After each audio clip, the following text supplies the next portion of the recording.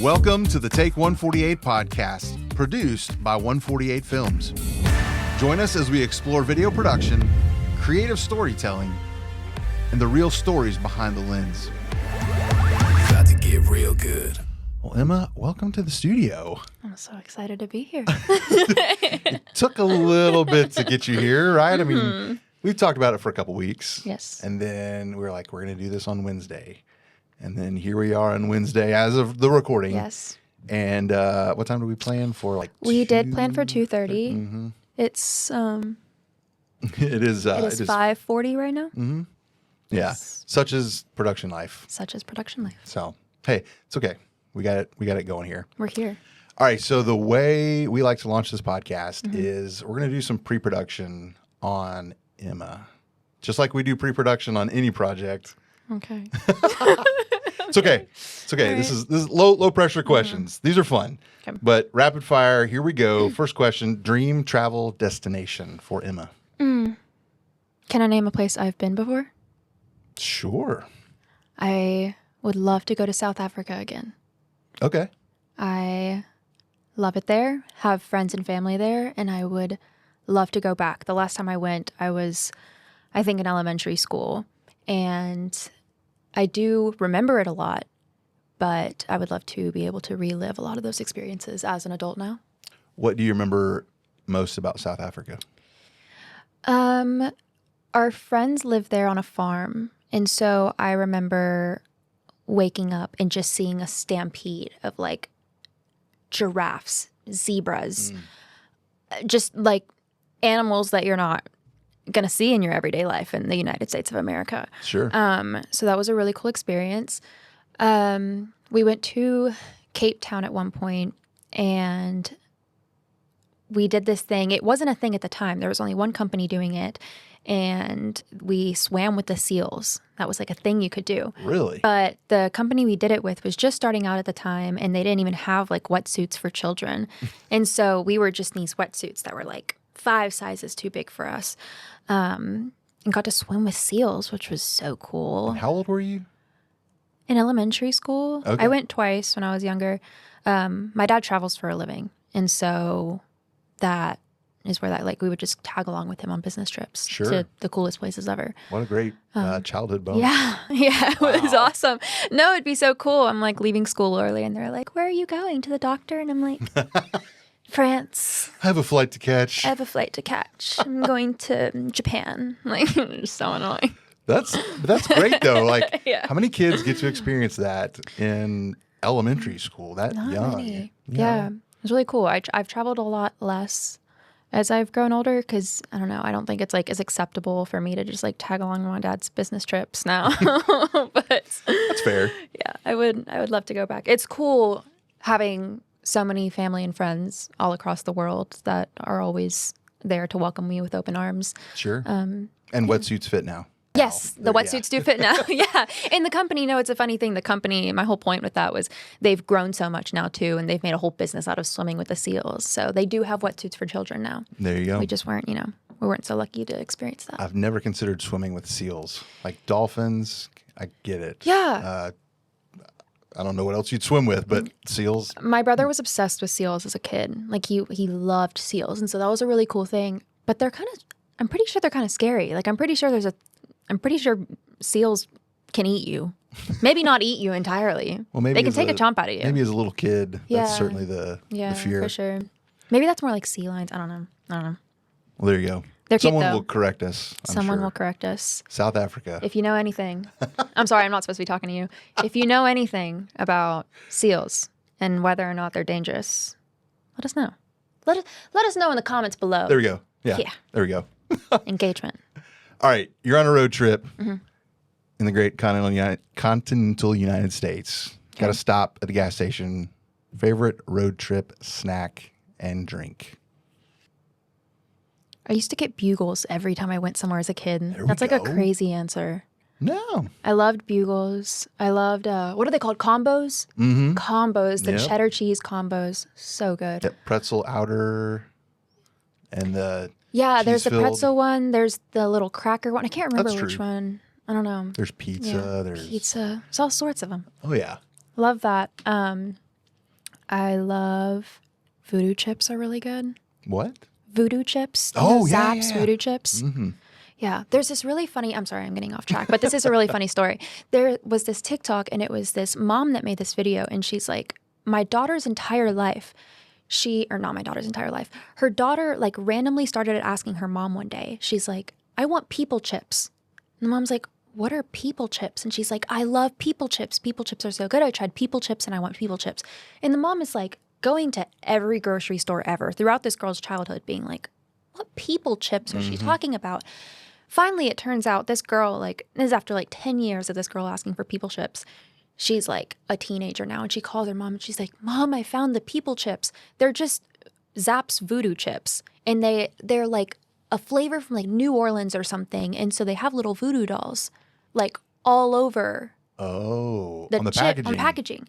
And it's just like, it looks like little kids, little voodoo dolls. And the girl had just like tried it at her aunt's house one time and just called them people chips. And so, yeah. There you go. Your Zapp's voodoo chips are people chips. And, you know, Zapp's, I think it's Zapp's. I think Zapp's the company. They found out about it and they threw her like a people chips party and like rebranded it was a whole thing.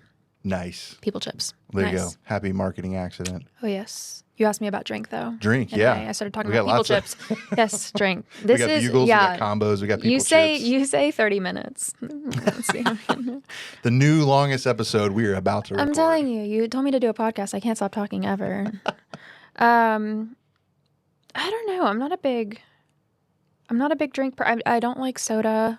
Gotta have something to wash down those bugles with. Water. No. Okay. Half sweet, half unsweet tea. Wherever I go. It's always been my thing. If it was my choice, I'd be like stopping at Chick-fil-A and getting a half sweet, half unsweet tea. There you go. Best sweet tea ever. There you go. Yeah, that's my go-to.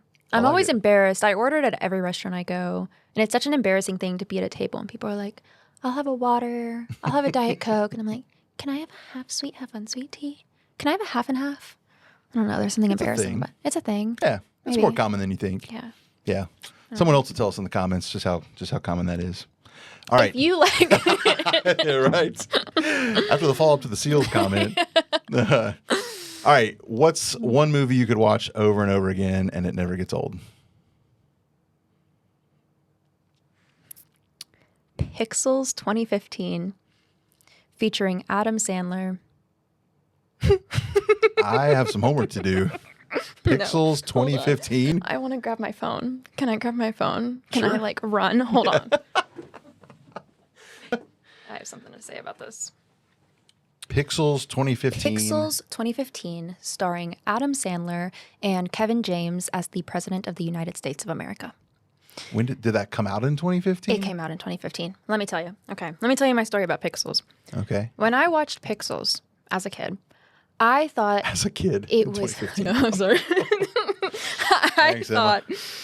I thought it was like revolutionary. I was like, cinema has changed forever. This is the movie of all time. I mean, nothing can top this. It was a movie about Adam Sandler and Kevin James as a kid. As kids are like super into video games and they're the best at the best. They compete and stuff. Then they get older. And turns out something happens where like they send a message out to space and the aliens are threatened by it. But they sent video games up to space.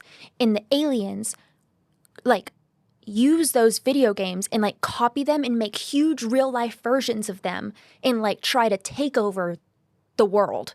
Right? And so you have like real life Pac-Man going on. And there's like this Pac-Man is like twice the size of this room. It's like a giant Pac-Man and he's like going down and you have the little ghosts and this is happening in like real cars.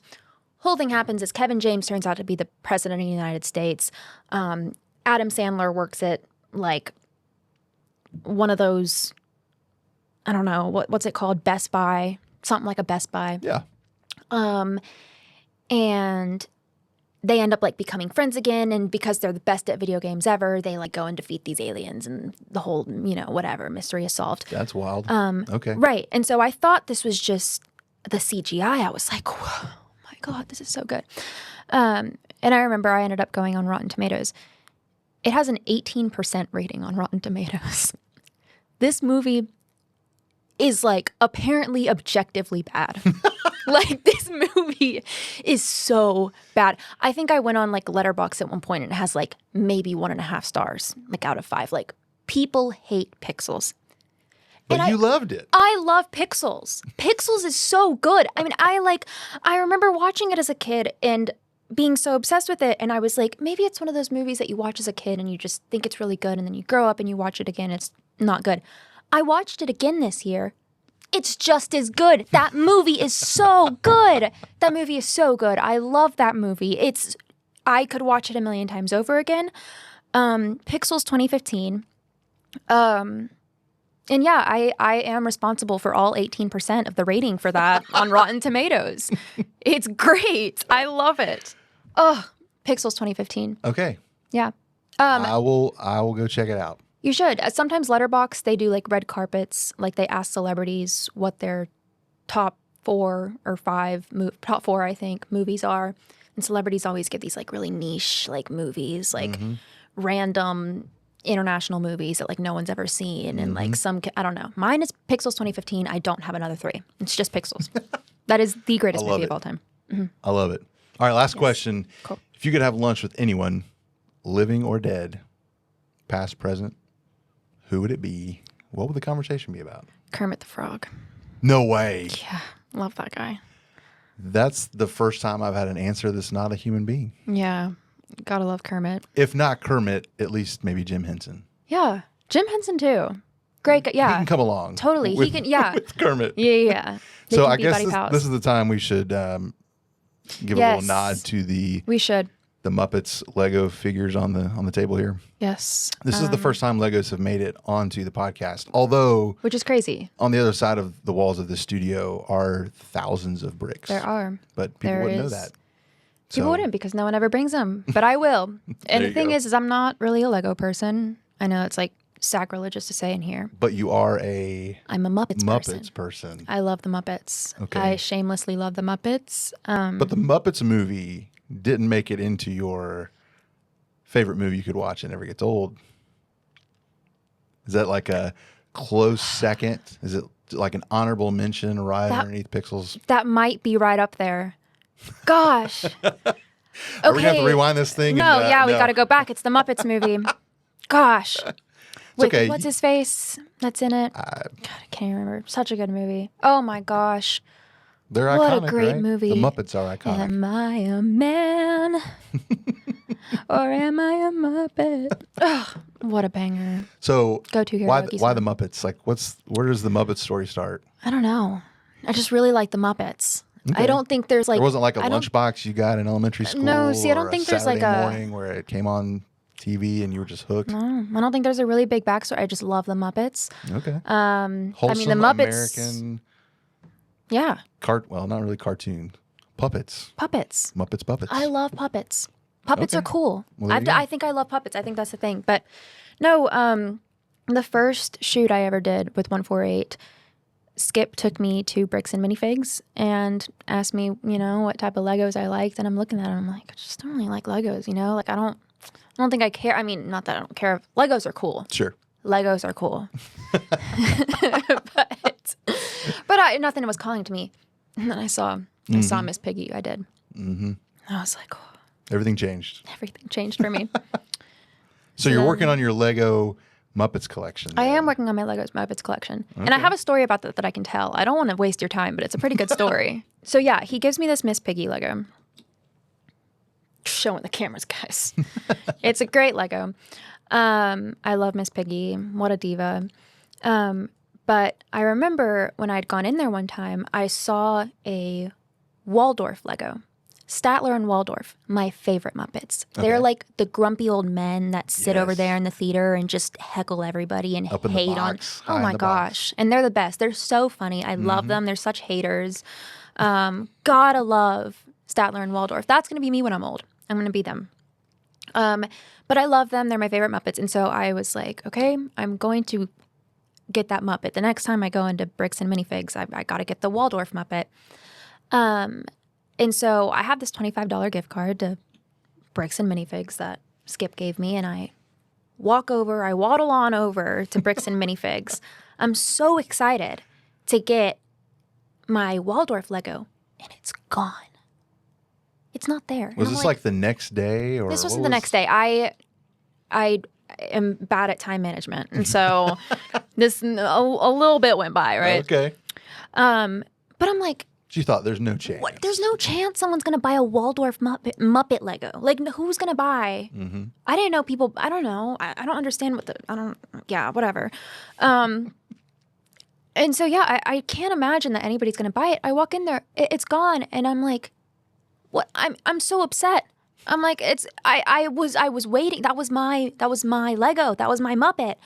And you know, there was a Swedish chef in there too. There's Janice from the Electric Mayhem. She's also love her. Also a diva. I get her. It's cool. I love her. She's wonderful. But I really wanted Waldorf, and I walked back in here and ended up talking to a guy over at Bricks and Minifigs, and he was like, oh yeah, we can never keep Muppet Legos in here. I'm like, what do you mean you can't keep Muppet Legos? Who's buying Muppet Legos? And he's like, there's this little boy that walks in here.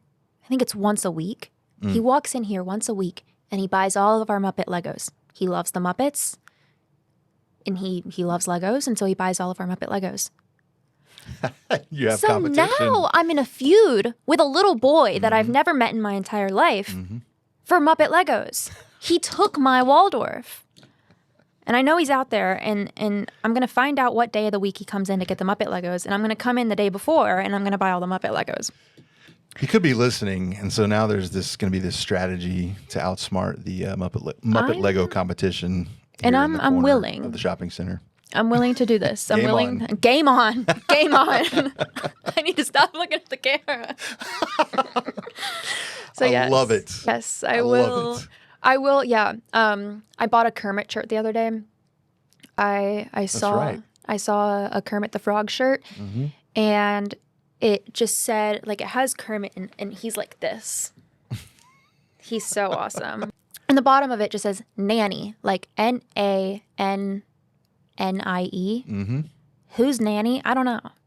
I'm nanny now. You are. I am nanny. That's right. You wore that on set. I did wear this on set. I did. I did. So it was the new nickname for you. Yeah. What happened at PA's wearing all black? Muppet shirts. Not here. Wear a Muppet Not here. shirt. That's right. Be Oh, you. gosh. All right. So ironically, Yes. we've talked about just about everything Right. except for Me. your connection to the 148 team. Yes. So how about you tell everybody, why don't you tell me, because sometimes I wonder, and I think sometimes probably you wonder too, small team, we're doing a lot of things. Yes. What are the jobs, what are the roles you've been filling for the team here the last, what, has it been a month now? It's been over a month. Okay. It's definitely been over a month. Time flies. I did my first shoot in October, I think. Oh, well, there you go. And here we are in December. And here we are in December. Knocking on Christmas. Didn't So, expect that. yeah, so like walk me through some of the different roles and responsibilities that you're providing the team, because like it's busy season. Yeah, everything. So I am a producer here. That's I guess my like official title. Yep. But let's say like talent management. I've also been talent. That's right. IPA. Let's see. I want an AD. I've been trying to step into an AD role or learning to do that. Sure. Oh my gosh, I think I like texted this out to a friend the other day where they were like, "What did you do for this shoot?" I'm like, "This, this." Yeah, all sorts of things. So whatever they need me for. Hair and makeup. Hair and makeup. That was, my first shoot with 148.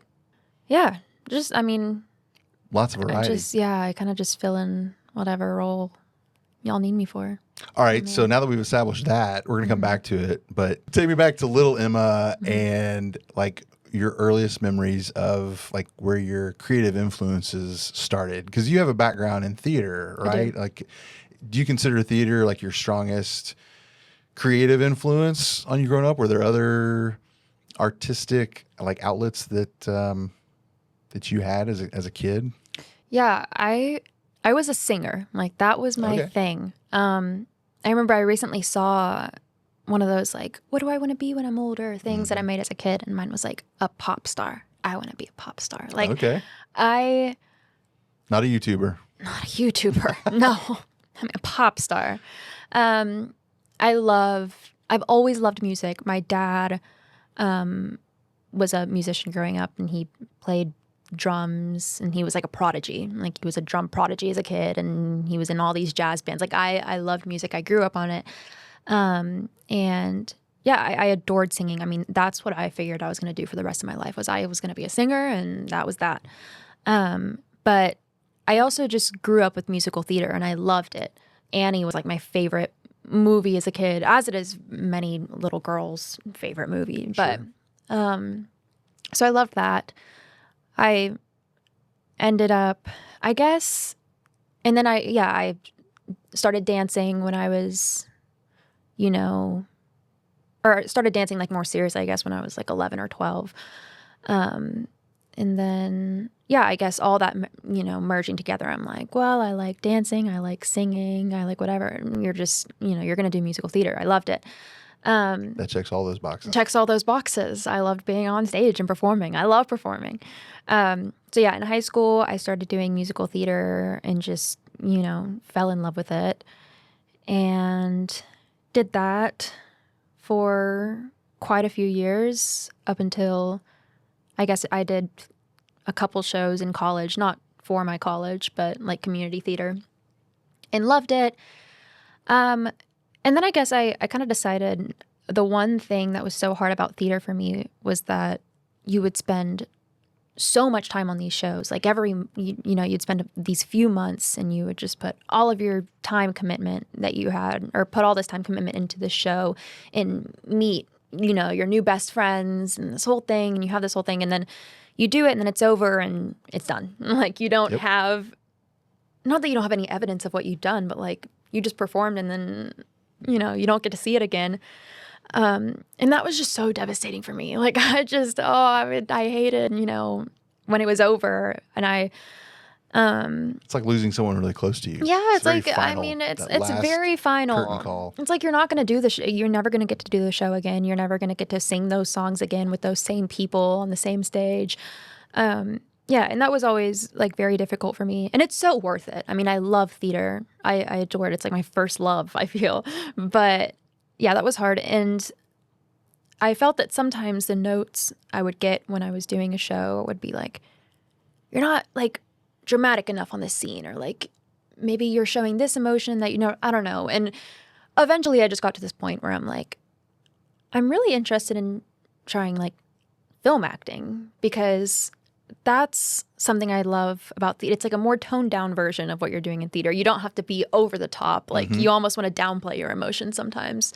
And I was like, I want, like tangible evidence of what I've done. I want to be able to do something and then get to see it afterwards, and, have it live on forever, whatever. Sure. Not that, that's better or anything, but it was just something I was curious about. And I'm somebody that, like, when I set my mind to, I want to do something, or I want to try something, like, I will just do it. And so I ended up just like auditioning a bunch. And then I went out and did a couple student films in Atlanta, which was really fun. I love working with students. And then, a friend casted me in like a personal short film in Chattanooga. We did that. It was really cool. We put a lot of time into that. And I kept acting a couple times. And then, all that to say, I ended up finally being like, I may want to direct one day, or I want to write my own script. And that's something I'm really curious about doing. And so it was like, before I direct my own short film, I want to know what it takes. I want to be on more sets. I want to learn the roles. I've never touched a camera in my life. I don't know any of these film terms. I need to learn them before I hire people to do them, or like ask people to do it. So, I was just like, well, I want to be on film sets. So there was this ad agency that I was really curious about working with, because I liked their work. And so I kind of just emailed one of their producers over and over until he finally was just like, all right, come in. Persistent. Yeah. I was like, hey, I want to work for you, please. And finally he ended up like giving me a tour of their space and just not even like interviewing me, just talking to me. And I was like, well, you know, I don't have all this experience. I haven't been on all these sets, but I want to do it and I'm willing to learn. So hire me, please put me in wherever you can. And he was like, okay, I'll see what I can do. And the next week there ended up being an extra space for me to PA on one of their sets. That was really cool. And since then I've been, you know, just working my way through the film world and learning a bunch of new things. And 148 came directly after that and taught me so much in these past couple months. You'll drink from a fire hose around here. I didn't know half of what I know now just like a month ago. And I still don't know. Oh, sure. There's so much to learn. But experience, just being on set around, you know, this group of guys and gals, like you do learn a lot naturally. Yeah. No, you for sure do. And I mean, even like things with like PAs, it's like I never would have imagined what it took to be a PA. I'm like, I don't think everybody's cut out to be a PA. Like, I think you have to like really be willing to just not like have someone tell you what to do and do it, but like kind of have somebody tell you what to do and just go do the work. They make it happen. A PA, for people that don't know what a PA is what? A production assistant. There we go. Which is like a catch-all. Yeah, for the producer, the director, the DP. I mean, yeah, they'll do everything. It's in like charge on set. Yeah, you know, you help around on set in every possible way. I mean, you can get a pair of car keys thrown at you and they're like, go pick this up, you know? Which at 148, they're never going to tell you, go pick this up. Sure. It's going to be a very kind message from Skip asking you politely to do something. But yeah, throwing away Diet Cokes for your AD, that's a call out. Right. To our lovely buddy, Lindsay. High maintenance. Yeah, that's fair. Mm. She will love that shout out. Oh, I'm sure she will. It's with love. So what have you loved most about working with our team? Because I know you've done a variety of things, and just, you said October. Yeah. That's been longer than I mean, time flies. I know. I'm pretty sure October. Yeah. What have you enjoyed the most about working with this team? What's been exciting for you? Honestly, just the amount of trust that everybody in 148 has for me, or in me. I feel like I've always enjoyed just like big sets. I love hot take, but I love a 12-hour day. Like I know that's a crazy thing to say, but sometimes we don't have those like, here and that's, on yeah, purpose. I love that. But like sometimes, I mean, I love the chaos and all the big things and the super fun, creative sets. And so I kind of figured that was more the route I was gonna want to take, like a lot more creative. Not that what we do here isn't creative, but I didn't really see myself getting into like commercial work, I guess. Big crews.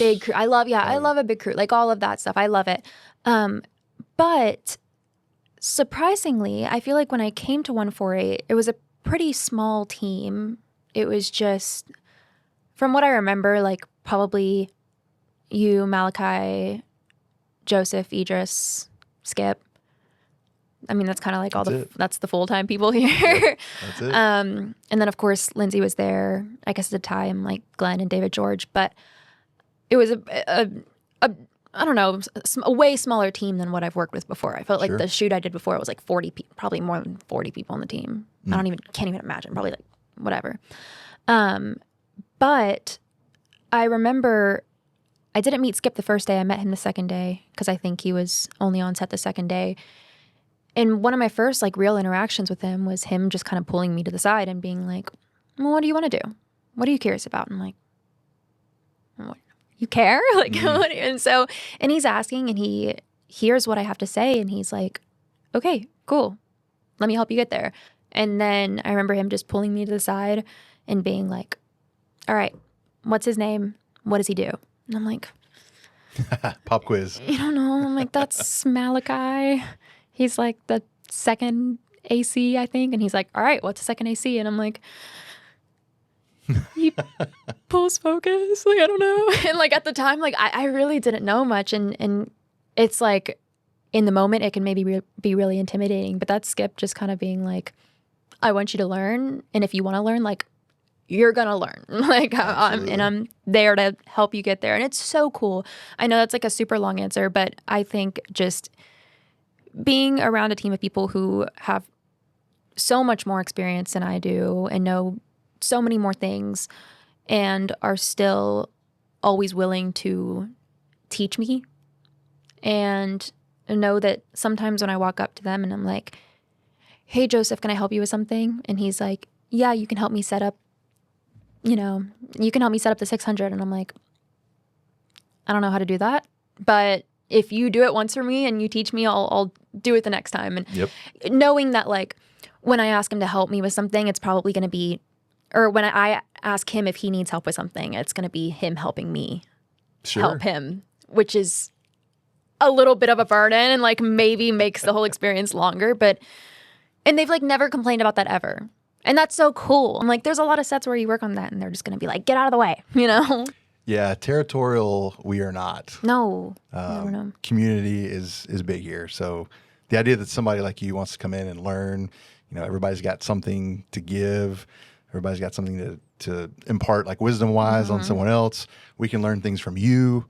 I'm always learning something. Skip, as the owner and the one with the most experience here, he's always learning. Always learning. I mean, like David George coming on set and teaching us a new term the other day. Like, that was so cool. Right. And David George has, again, it's been doing this longer than most of us have been alive. All of us, maybe. So where do you see yourself ultimately in the film world? Are you still looking at a career in front of the camera? Are you just as interested or maybe more interested in something behind the camera at this point? Like, what does the future look like for you? I change my mind every day. Like, I want to do everything. I hate putting myself in just like, I'm an actor, or like, I'm a producer, or I'm this. Like, I love the freedom to fill all those roles, which I get to do here. It's really cool. Right. We're doing the YMCA commercial and I'm talent, and then an hour later I'm producer again, and an hour later, I'm PA. Like, I love that. I think, again, with like musical theater having been my first love and me just loving acting so much, I would love to act more, especially on the slower months. I would love to use that time to audition for more projects and work with more people. And I just recently got cast in a little short film over in Arkansas with a director and a producer I met just through auditioning for stuff like a year or so ago. And that sort of stuff is exciting for me. I love doing like small short films that, are only like a few days. The shoots are only like a few days long. But that sort of stuff excites me. I would love to do more acting for sure. But again, like my end goal, I would love to direct one day. Like, I would love to write something and direct it. But again, it's like I still think I have a bit more to learn before I feel fully confident in doing that. Sure. I love that attitude because, the sky's the limit. Like, you look at Hollywood and some of the biggest actors have also had experience directing. And so to be able to be a crossover like that, you're kind of in an elite club, right? I think it's easy for people to do one or the other, be in front of the camera or be behind the camera. I think there's probably a select few, small part of the population that can manage to do both. And so to be able to have that vision is, that's fun. Yeah. I love that you're looking to do that. I know. I'm like, I truly, it's like I'm looking to do it all. I cannot. That's the hard question. People are like, what do you want to do in the future? I'm like, everything. Yes, I want to do it all. Yes. And like what I want to do right now might not be what I want to do in a year. And that's totally fine too. And like in high school, I was like, I have to be on Broadway. Like, I have to be on Broadway. That is my future. And like, I'm not the best dancer out there. I'm not the best singer out there. I'm not the best actor out there. Like, it's probably I don't want to say it's not a reality for me, but, what I really thought like needed to be my future and like what I thought I needed to be doing right now at this point in my life isn't what I'm doing right now. But I think what I'm doing right now is so cool. Like, I love it. I am having so much fun. So yeah, again, it might look different in however many years, but Hey. right now this is what I want to learn, and I'm really happy doing it. All right, so walk me through like the headspace you're in showing up to a YMCA production or any production where you're both talent and crew. Like, what kind of headspace are you in? Like, what are you juggling? What's the mindset? I'm not. In a production like that? Like, I have to turn off my brain. I mean, it's funny because I'm walking in there, and that day I'm talent, and I'm walking in there with my arms full of props that I'd been out sourcing until an hour that I should not say on camera the night before. Yeah, so it was a hard thing to, I think, switch between those several roles. I don't know, and at one point, like, we're about to do this take, and I'm sitting there trying to get it right, and Skip's looking at me, and he's like, right now you're talent. Don't think about all the other things. You know, this is what you're doing right now. We casted you for a reason, and we want you to be doing this, so do this, take your mind off everything else. And then I do that, but then an hour later, it's like, all right, go get lunch orders, you know? Like, it's like, okay, I'm back to crew. So yeah, it's hard to kind of juggle that, but I do think acting in like switching into that headspace comes pretty naturally to me. So it's not the hardest thing in the world. Well, I you enjoy. you get your reps in more and more, and it just Yeah. becomes more comfortable. Yeah. Right? For sure. And again, it is really cool to be able to see how much I've grown from like my first day on set to now. And there's still so many things I need to and can work on, but I'm like, well, now I know what that is. Mm-hmm. You know, Absolutely. I know what the 600 is now. All the lingo. Absolutely. All the lingo. So what are you telling a young Emma who is out there looking, maybe they're in musical theater right now, and they're like, hey, I think that I might like to pursue something in the film world. Stop waiting for people. Like, That's good. stop waiting for other people to give you the validation that you should be doing what you want to be doing. And just do it.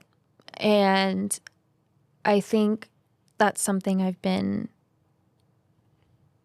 doing a lot in these past couple of years. Again, it's like I said I wanted to work behind the scenes in film. And so again, I just emailed this guy until I got an answer and showed up and was like, hire me, you know, please. And then again, met people there who led me to work here, which was really cool, and all the things. But yeah, I think sometimes you can get stuck in this mindset of being around people who are also creatives and who are like, oh God, I love film, or I really want to make a short film. I have these ideas, they're really cool. And I'm like, okay, so do it. And they're like, yeah, I'll maybe like when I have time or whatever. And I'm like, but you know, like, you're not doing anything next week. Like, you know, like you then do it. Like, you know, just do it. Like, if you want to do something truly, just do it. Like, make it happen. No one's going to do it for you. And again, sometimes when people are just super curious about like pursuing their passions and they just don't think they know enough, or, you know, and that imposter syndrome hits me so bad. I mean, imposter syndrome it's so real. Like, It is real. For me, it's like, again, even on these 148 sets where everybody is so helpful and kind and non-judgmental at all, it's like still sometimes when I get asked to help with something and I have to ask, like, what is that? It's just like, I feel embarrassed, and I'm like, Skip trusts me to do all these things here in the studio, which is so cool, but do I deserve that? Am I qualified enough to do that? Yes. And like, maybe, you know, and maybe not, but like, even if I'm not, like, I'm still doing it and I'm doing it to the best of my ability. And I think I've done a decent job, I hope. So I'm just like, I don't know. You don't have to be, the most knowledgeable person, and you don't even have to be qualified, like if you want to do it enough, you will learn and people will trust you and you'll meet the right people. Just do it. That's my message to myself is just do it. Not to be a Nike, ad right now, but I like it. Definitely do. So we talk a lot here on the team about like the importance of community. And like, that's what I just kept hearing as we're talking is like this, whether it's the 148 team or just like the creative community at large. So I love that you keep going back to that. Like always, I like that. Just do it. Don't wait on anyone. Yeah. And then, I think like find good people, right? Surround yourself with good people that you can learn from, that maybe you can teach something to occasionally, but you all learn from each other. You all build each other up. It's a win-win. And that's the coolest thing in the world. It's like a year and a half ago, I knew nothing about film. Like I really knew nothing. And I, met quite a few people, quite a few like creatives in Chattanooga that were making their own short films and got to learn some stuff from them from being on a couple sets or just, watching their films and kind of seeing what they like. I don't know. But I mean, I was the one coming to them and being like, hey, I'm really interested in this. I have this idea. Can you help me make it? Can I do this? Or, how can I help you? And now seeing that, I mean, I've had multiple people come up to me recently and be like, hey, I have a friend who's interested in, getting into film. And I'm just, if you don't mind, like, I wanted to give them your contact so they could talk to you. And I'm like, what? Like, I still don't know anything. And to me, I feel like I was just there. Yeah, I was just there. Like, I feel like such a baby in the film world. I'm doing that to you guys. But then I don't know, I guess there's like tiers to it. And it's really cool that I've gotten to a point where I do think there are definitely, as much as I have to learn, there are some things that I can still teach other people. And it's cool knowing that people think that what I do is cool and they want to, they want to do it too. And I'm like, I would love to help you. I love when people reach out and they're like, I want to do this, as long as, don't tell me you want to do something and then not be willing to put in the work. Like, I'll help you get there, but you have to have the drive to do it yourself as well. Sure. But yeah, I love that. But again, yeah, community is just the most important thing. And I'd recently put out a post on my Instagram because I was itching to work. I was like, I want to work. I want to act more. I want to help people with their projects. If someone has a short film idea, like, I want to help you make it. I will. And if I can't help you, I will find somebody who can help you, And I've built this community of so many wonderful, talented, passionate people in Chattanooga who want to work, and I want to connect everybody. And passion projects are so fun, and working with your friends is so cool. And so I'm like, I want to connect people. And so I kind of put a post out there being like, if you want to do something, let's do something. And like, people responded really well to it, and we're really excited about it. So that's great. I've gotten to do some, fun little projects with friends recently.